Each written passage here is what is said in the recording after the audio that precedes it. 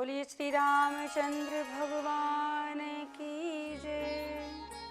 श्री हनुमान जी महाराज की जय। कृष्ण कन्हैया लाल की जय। ओम श्री गणेशाय नमः। श्री सरस्वत्यै नमः। ओम हनुमते नमः। बोलिए श्री रामचंद्र भगवान की जय। आइए प्रभु की आरती उतारते हैं।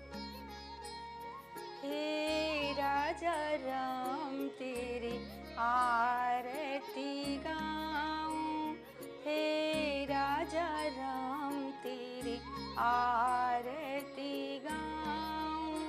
आरती गाऊं प्यारे आपको रिझाऊं। आरती गाऊं प्यारे आपको रिझाऊं। हे राजा राम तेरी आरती गाऊं। हे राजा राम तेरी आरती गाऊं। पासे सुशोभित हे जग जननी। चरण विराजत हे सुत अंजनी। हे सियावर तेरी आरती गाऊं। हे राजा राम तेरी आरती गाऊं। भक्त जनों के आप हो रक्षक। दूर करो दुख हे जग पालक। हे सियावर तेरी आरती गाऊं। हे राजा राम तेरी आरती गाऊं। हे राजा राम तेरी आरती गाऊं। हे राजा राम तेरी आरती गाऊं।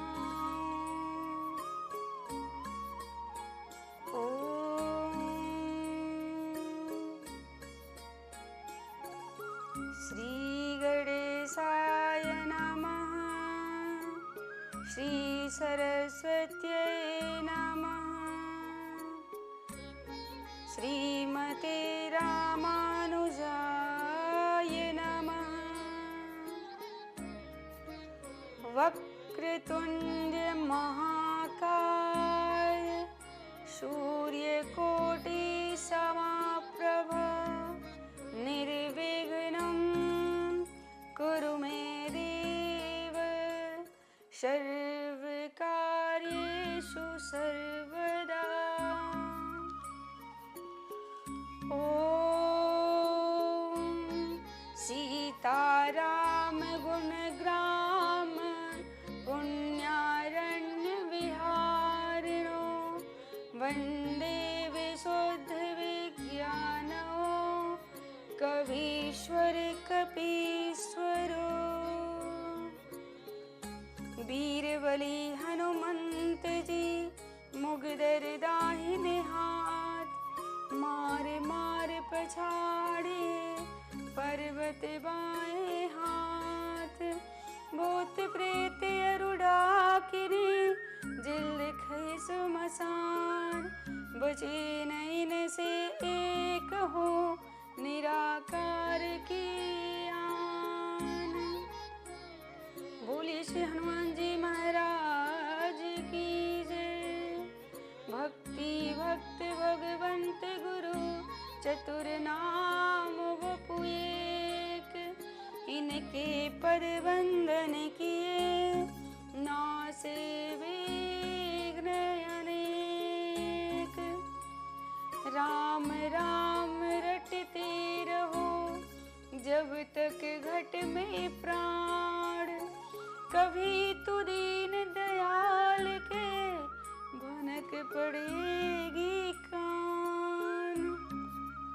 राधा मेरी स्वामिनी, मैं राधा को दास, जन्म जन्म मोहि दीजियो श्री वृंदावन वास। राधा मेरी मात है, पिता मेरे घनश्याम, आप दोनों के चरणों में मेरा कोटि कोटि प्रणाम। आए हो तो प्रेम से लो प्रभु का नाम, सब भक्तों को यदा श्री की जय जय सीताराम, जय जय राधे श्याम, जय जय सीताराम।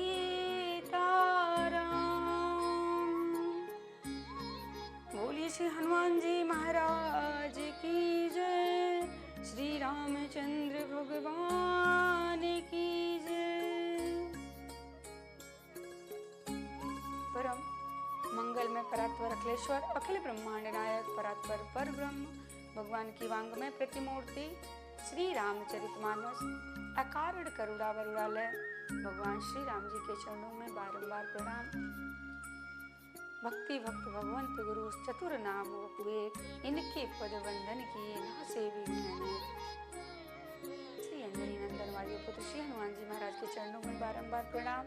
सभी भक्तजन, सभी श्रोताजन, सभी कथा प्रेमियों के चरणों में बारंबार नमन वंदन अभिनंदन करते हुए सबको जय सिया राम, राधे राधे। बोलिए राधा रानी सरकार की जय, कृष्ण कन्हैया लाल की जय। आइए प्रभु की कथा में प्रवेश करने से पूर्व अपने मन अपने वाणी को पवित्र करते हैं। भगवान के नाम का गुणगान करते हैं। कहते हैं, मेरा कोई ना सहारा बिन तेरे, श्री राम संवरिया मेरे। मेरा कोई ना सहारा बिन तेरे, श्री राम संवरिया मेरे। तुम भक्तन के हितकारी, मैं आया शरण तुम्हारे। काटो जन्म मरण के फेरे, श्री राम संवरिया मेरे। मेरा कोई ना सहारा बिन तेरे, श्री राम संवरिया मेरे। मेरी डोले भंवर में नैया, बन जाओ प्रभु आप खेवैया। मेरे तुम हो, मेरे तुम हो साँझ सवेरे, श्री राम संवरिया मेरे। मेरा कोई ना सहारा बिन तेरे, श्री राम संवरिया मेरे। श्री राम संवरिया मेरे। तुम युग युग अंदर आए, मोह नींद से जीव जगाए। किए दिल के दूर अंधेरे, श्री राम संवरिया मेरे। मेरा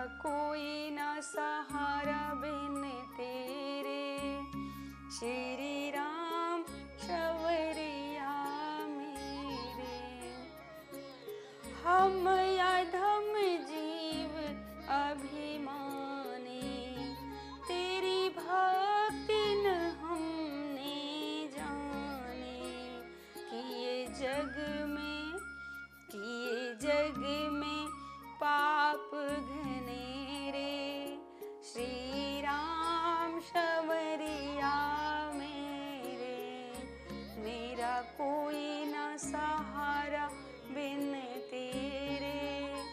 श्री राम शबरिया मेरे, श्री राम शबरिया मेरे, श्री राम शबरिया मेरे।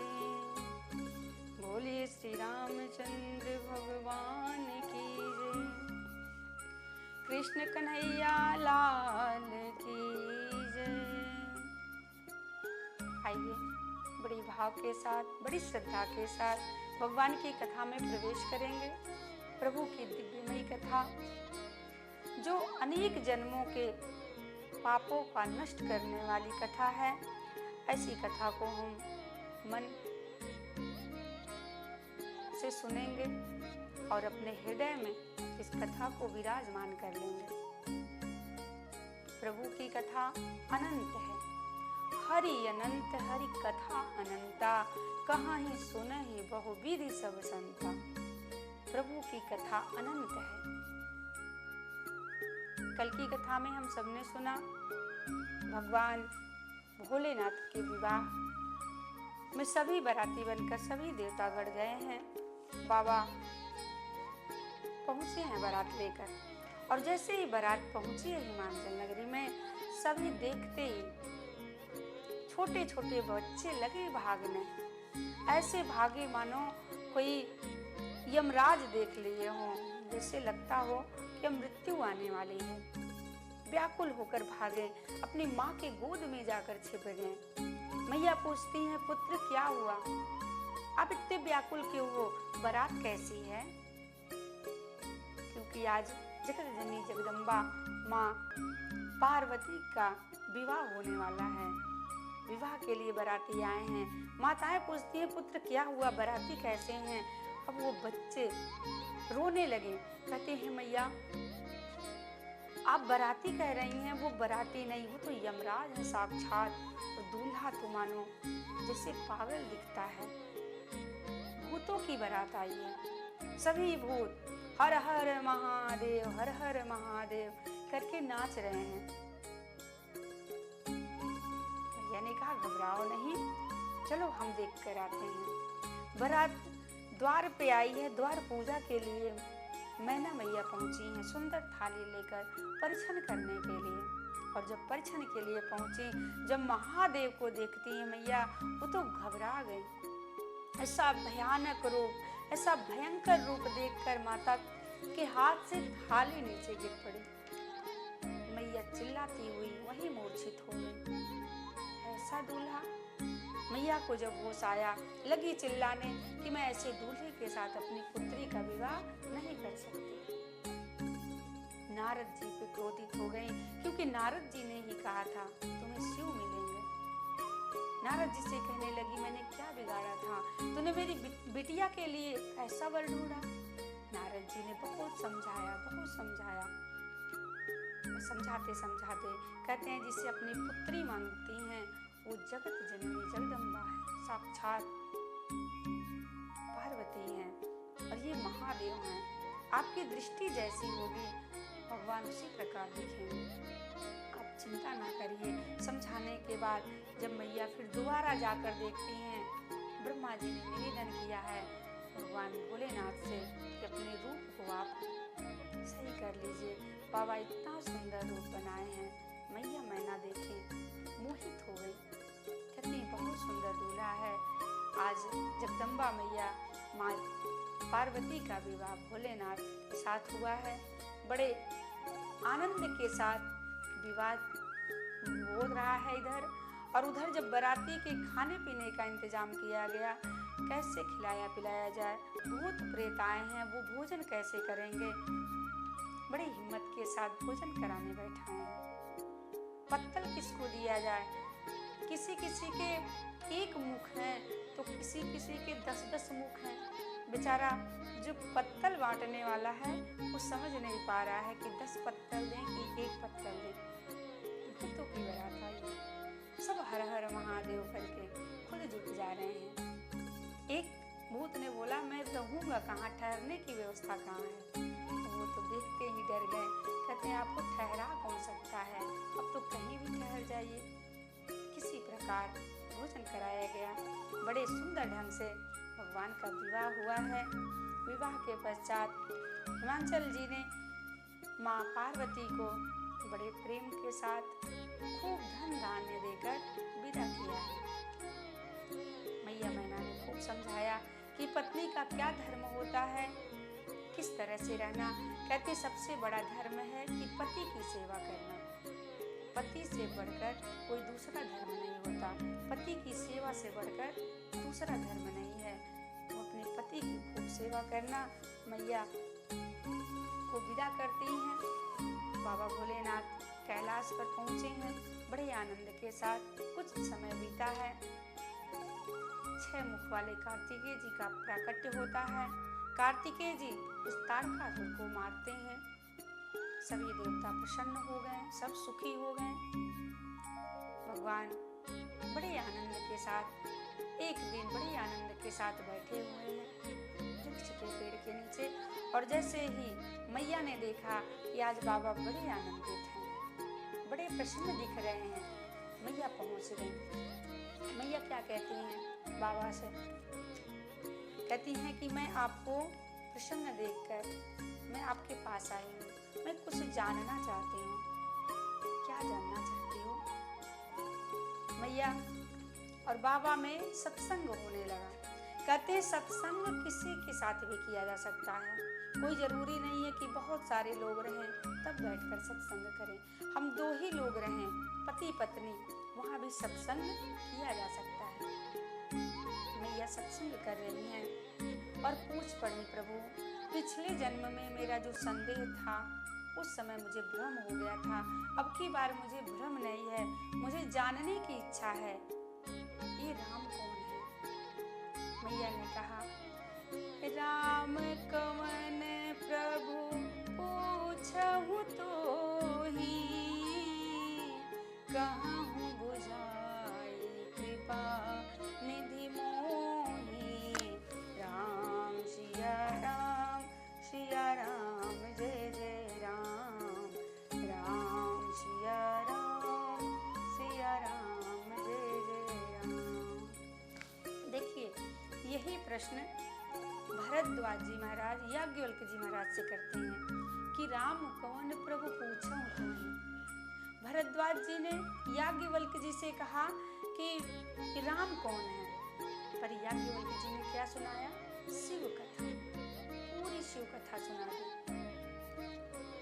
अच्छा ये बताइए, अगर आप कहें कि हमें राम कथा सुननी है और कोई बैठ के शिव कथा सुनाए तो कैसा लगेगा?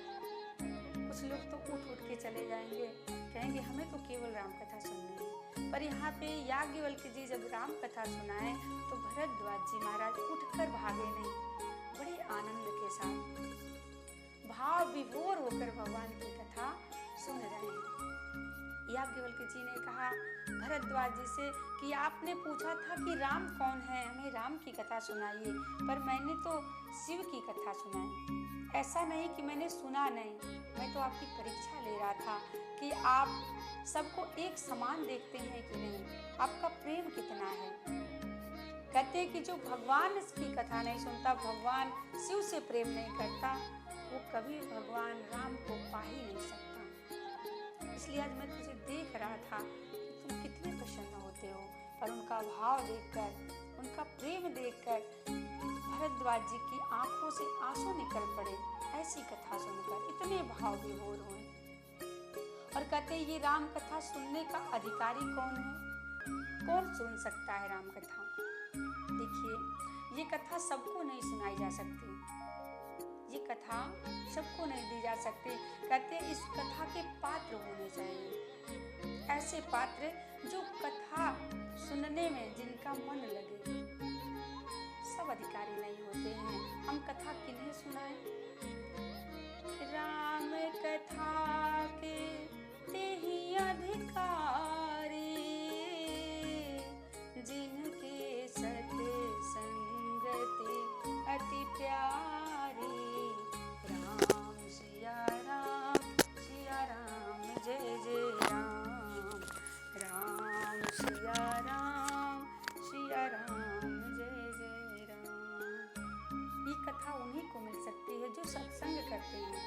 सत्संग से प्रेम करते हैं। ऐसे लोगों को कथा मिलनी चाहिए। सबको नहीं कथा सुनाई जा सकती।